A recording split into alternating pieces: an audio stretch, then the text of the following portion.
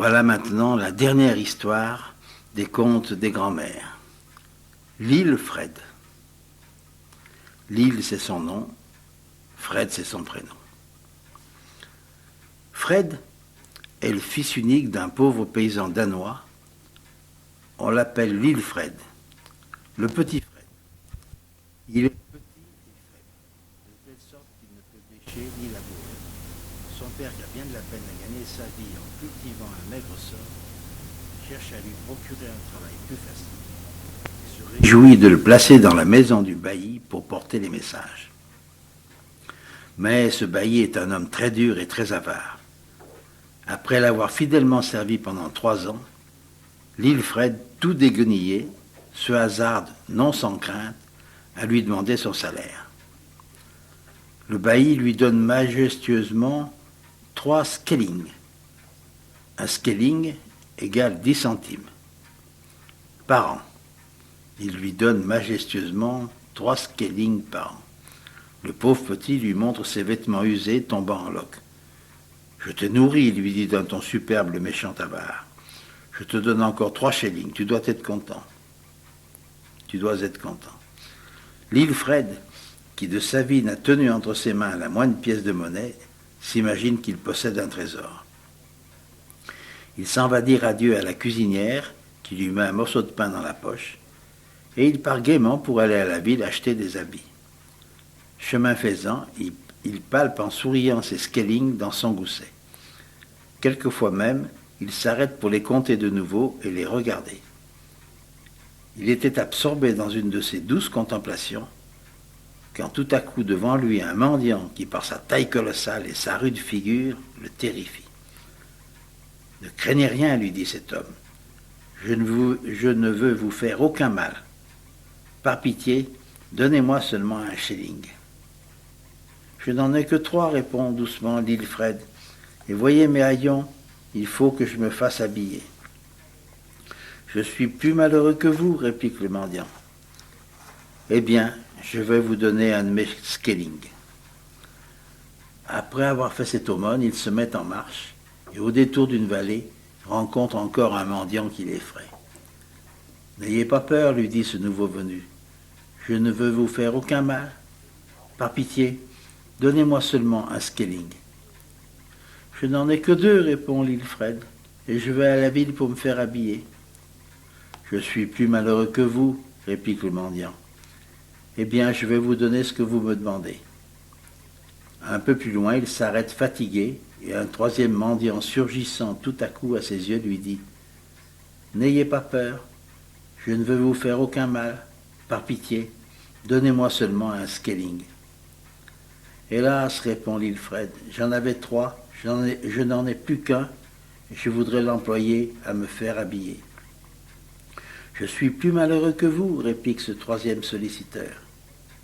Eh bien, voilà mon skelling. À merveille, s'écria alors le mendiant. C'est moi qui, sans que vous me reconnaissiez, vous ai demandé 3 fois l'aumône. Et parce que vous avez été charitable, vous pouvez faire 3 souhaits qui seront exaucés. Merci, répond l'île Fred. J'ai toujours eu un grand plaisir à voir les gens de mon village danser au son du violon. Je désire avoir un violon d'une telle puissance qu'il fasse danser tous ceux qui l'entendront. Un singulier souhait, dit le mendiant, mais il sera accompli. Tâchez d'en faire 2 meilleurs. J'ai toujours eu, reprend l'île Fred, du goût pour la chasse. Je désire avoir un fusil avec lequel j'atteigne tout ce que je vise. Un singulier souhait, dit le mendiant, mais il sera accompli. Tâchez d'en faire un meilleur. J'ai toujours eu, reprend l'île Fred, le désir de voir des gens polis et serviables. Je voudrais que désormais, à tout ce que je demanderais, personne ne répondit non.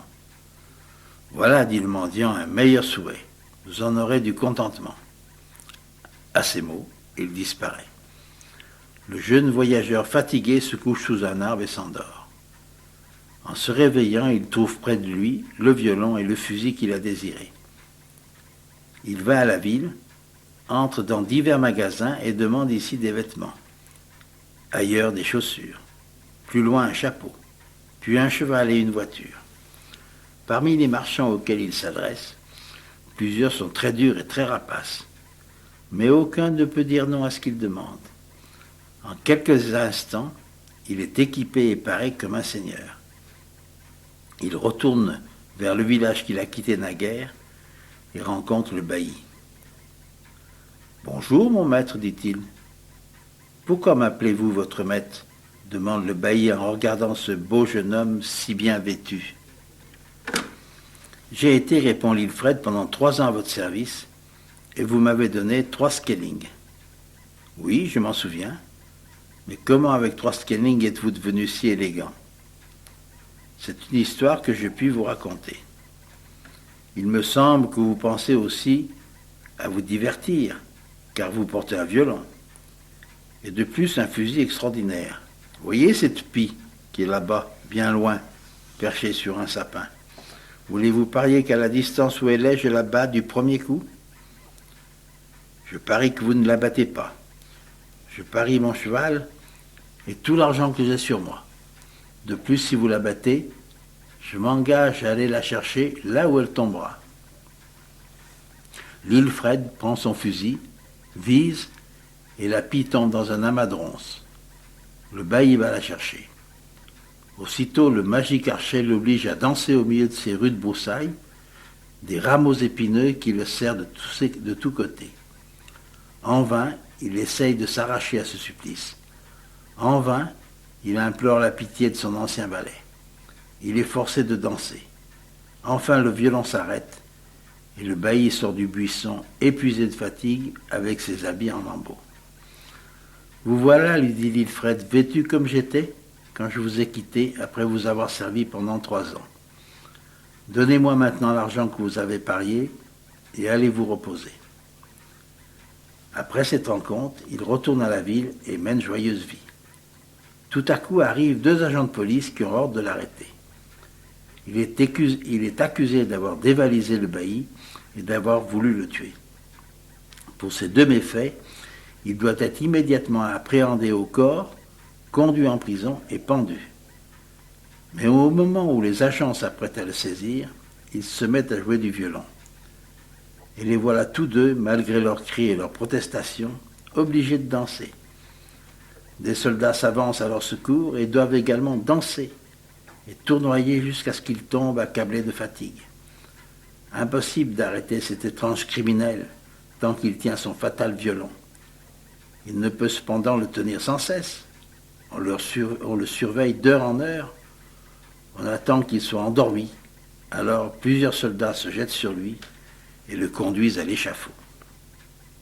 Une foule nombreuse le suit. Dans cette foule est le bailli, tout joyeux de sa vengeance. Le pauvre petit Fred, tenu de chaque côté par un soldat, marche à pas lents, sans rien dire, la tête baissée, l'air résigné. Quand il a monté les marches de l'échafaud, il se tourne vers la multitude assemblée autour de lui, et d'une voix humble et dolente, il dit « Je voudrais bien, avant de mourir, avoir la satisfaction de jouer encore de mon violon. » « Ne l'écoutez pas, s'écrie le bailli, ne l'écoutez pas, ou si par malheur vous accédez à sa demande, que l'un de vous, tout de suite, m'attache à ce boulot qui est là près de moi. » Mais à ce que demande l'Ilfred, on ne peut répondre non. Et de tous les côtés, on déclare que ce serait une cruauté de lui refuser sa dernière joie. Son violon lui est rendu, et dès qu'il l'a fait vibrer, tous les spectateurs, hommes et femmes, vieux et jeunes, nobles et plébéiens, magistrats et soldats, se mettent à danser. Le bailli, qui s'est fait attacher solidement à la tige du bouleau, se déchire le dos dans ses contorsions, et tous dansent jusqu'à ce qu'il tombe évanoui ou à demi-mort, incapable de se relever. L'Ilfred s'éloigne tranquillement et va dans une autre contrée où nul bailli ne songe à le poursuivre, où, à tout ce qu'il demande, personne ne peut dire non. Voilà, c'est la fin des contes de grand-mère. Bonnes vacances, bon Noël et bonne fin d'année. Au revoir, à bientôt.